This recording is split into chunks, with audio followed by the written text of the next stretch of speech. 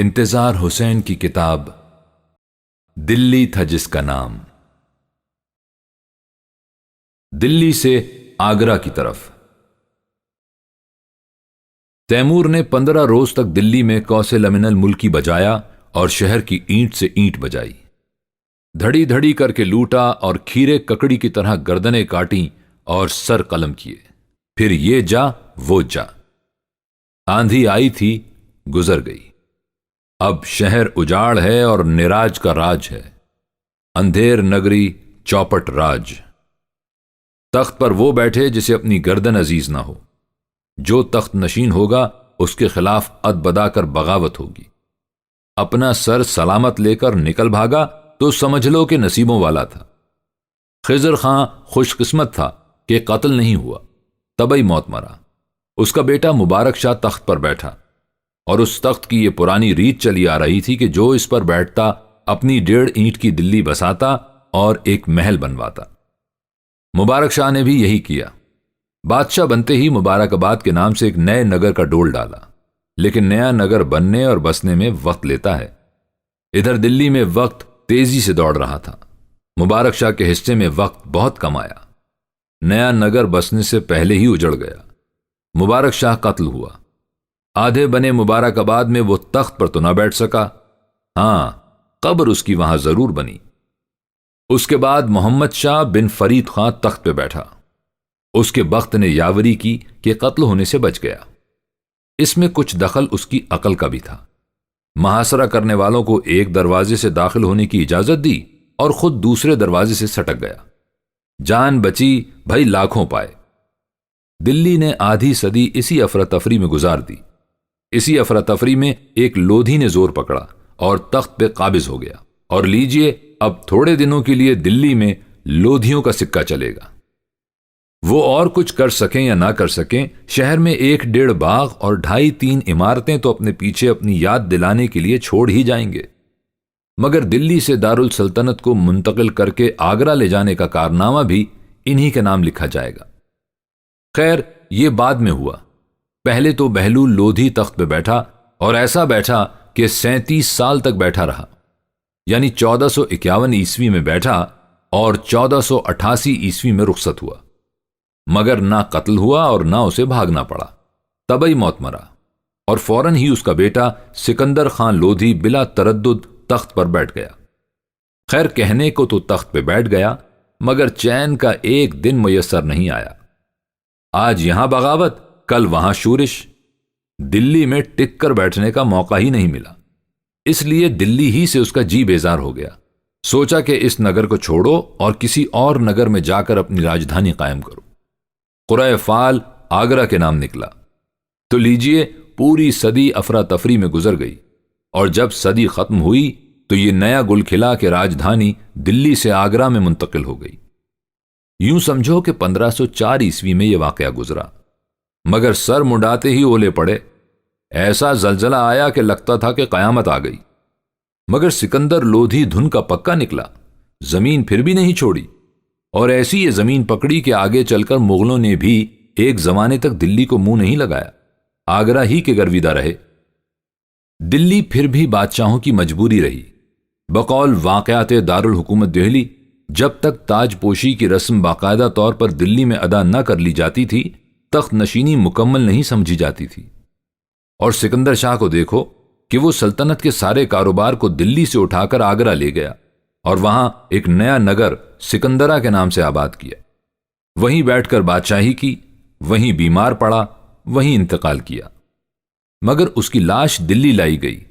سکندر شاہ سکندرہ چھوڑ کر دلی میں دفن ہوا۔ مگر آگرہ کے تخت پر لودھیوں کو کتنے دن بیٹھنا نصیب ہوا؟ سکندر لودھی کے بعد ابراہیم لودھی آیا، اور اس کے بعد کھیل ختم، پیسہ ہضم۔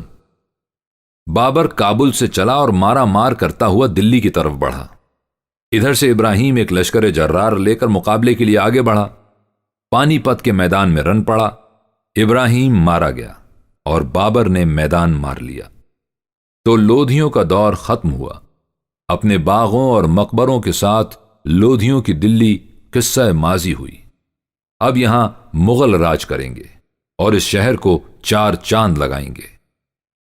24 اپریل 1526 کو ظہیر الدین بابر فتح کا ڈنکا بجاتا دلی میں داخل ہوا اور تخت پر رونق افروز ہوا۔ تخت نشینی کے بعد بابر نے شہر کو دیکھا بھالا، خواجہ بختیار کاکی اور حضرت نظام الدین اولیاء رحمۃ اللہ علیہ کی درگاہوں پر حاضری دی، حوض خاص اور حوض شمسی کی سیر کی، قطب مینار کا پھیرا لگایا، بہلول اور سکندر لودھی کے باغ اور مقبرے دیکھے۔ اس کے بعد کشتی میں سوار ہو کر آگرہ چلا گیا۔ تیمور کے بعد بابر دوسرا مغل تھا جس نے دلی کی سرزمین پر قدم رکھا، مگر اس مغل کے تیور مختلف ہیں۔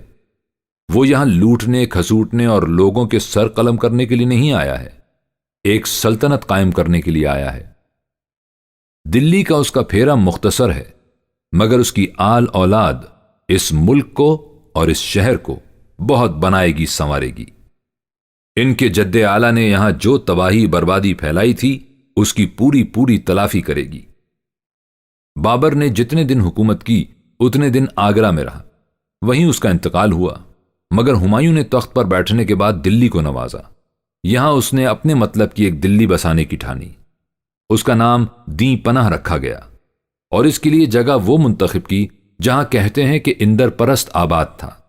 ساتھ میں قلعے کی تعمیر بھی شروع ہو گئی، مگر ہمایوں کو اس نگر اور اس کوٹ میں رہنا بسنا نصیب نہ ہوا۔ یہاں تو شیرشاہ کو آ کر رہنا بسنا تھا۔